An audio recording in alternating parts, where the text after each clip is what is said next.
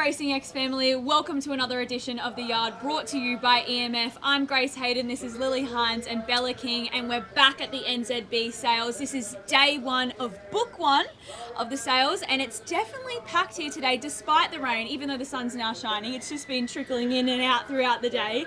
But girls, I want to start it with yesterday, TAB Karaka Millions. What a day that was. So many people, everyone was dressed immaculately.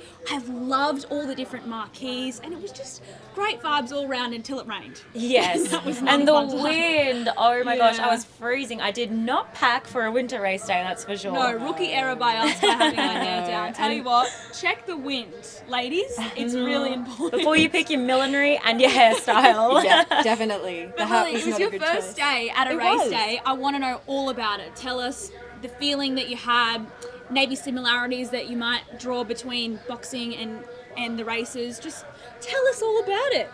I mean, I want to start with how beautiful the estate is when you're walking around and just the backdrop, you know, all the flower gardens, all the bumblebees. They were gorgeous. Yeah, with the backdrop of the racehorses just about to walk out. It's just an experience in itself walking around. In terms of when the race actually started, you could really feel the energy in the air when the race was going, and you could feel how excited everyone was to be there and to be watching all of these horses run.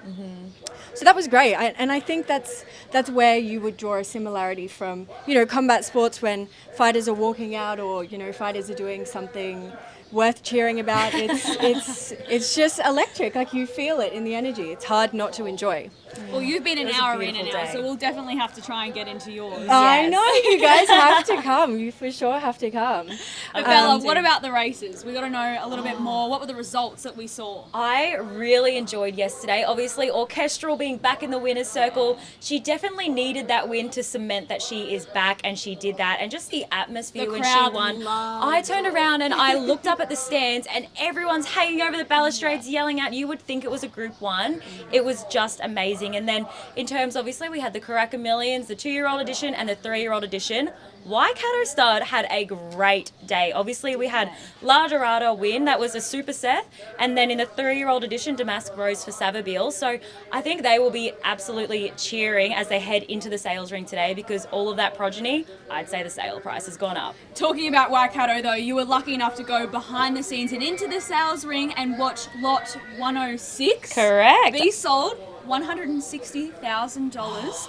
What a sale that was. But to be in there and experiencing it with one of the boys that's at the very helm, that would have been pretty cool. It was amazing, honestly. This is something that I wouldn't say is my area of expertise when it comes to racing. I've always been in the stable with the horses when they've already come through the sales ring. So to go behind the scenes and experience that for the first time, and George was great. He's so knowledgeable in what he does. You can tell it's his passion. He's telling me all about how they set the reserve, how to sell your horses the best, how they price it all, and just to be able to go behind the scenes and you can see everyone giving their little discreet bids. And there was a real bidding war with that horse. There was. And for $160,000, their reserve was $100,000. They were very happy with that result. Went to Gay Waterhouse and Adrian Bott, which I think is a massive result for Waikato. They are looking to sort of have those big trainers back their horses, and for this sort of progeny, it was epic. I want to know how the Aussie trainers get the horses back home. We got an aeroplane.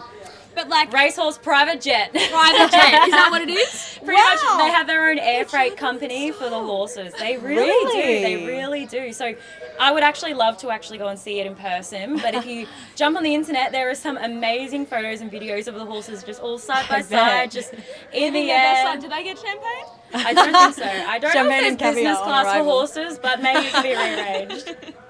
Now, Lily, we're obviously back at the sales here today, and when we came on Friday, you were loving being in Pencarrow, chilling back, having a nice wine, and just enjoying the experience. But now we've got people involved, there's lots happening. How do you compare it to Magic's? It's still so peaceful compared to Magic Millions. There aren't as many people around, which is nice. Everyone is just so accommodating and welcoming here. food's amazing. We had an amazing lunch, didn't we? We had lobster. Can you believe that? Beautiful from Pencarrow. That whole setup to do like Chinese, Asian food. It's the last thing I would expect at a sale, but it was so beautiful. Paired with the Chardonnay, I was happy with that. Chef's kiss. Absolutely. We all definitely approve. Absolutely. But the experience all in all, it is quite different from Magic Millions. Wouldn't you guys agree? I definitely agree. And Yeah. I will definitely say, I know we said it so many times, but you feel like you're being welcomed home. And You do. for me, my mum will love me saying this on air, I am a Tasmanian. And the New Zealand climate, the people, the food, the wine, it was truly like coming home for me. And I will be back to the sale every year. I've thoroughly enjoyed my time. You've just been living the dream, our horse girl over here. Horses, a good Chardonnay, rosé. I've been living my dream. It has been amazing. And then the cooler weather. Thank goodness I got out of the Queensland heat for a little bit. Exactly. Even if we had to put up with a bit of rain. That's okay. Cools us off. Yes, exactly. And you were smart yesterday wearing your hair up too. I knew better. As soon as I went for a walk along Thanks the for the harbour tip. there at Auckland, I was like, Yeah, my come hair on. is going back, headband on. I'm not having an ounce of wind touch me today. Smart. I love it. I definitely need to share the tips next time. Yeah, you'd be much appreciated. Such a stitch up. Yeah. Oh, I definitely owe you guys the tip next time. And speaking about where we stayed, right on the Viaduct Harbour there in Auckland, it was gorgeous. Grace, I know you really enjoyed the pasta we had last night. How beautiful is that Dream. restaurant? It was like a hug that we all needed to warm up after the rain. But honestly, QT Hotels really looked after us. We want to thank them so much for their accommodation. Their food was amazing, as we just mentioned, taking us back to day one. We had rooftop drinks, watching the sunset, dinner downstairs. It was just divine, the whole experience. I want to thank a few more people though before we wrap up today.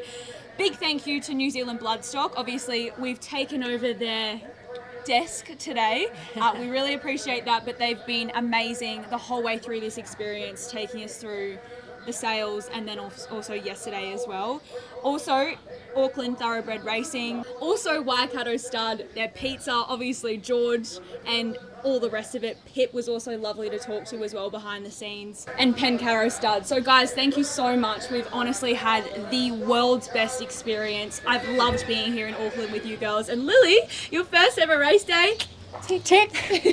Ticking off everything on the bucket list this trip. Absolutely. Well, thank you for joining us for another edition of The Yard, and we will catch you at our next location.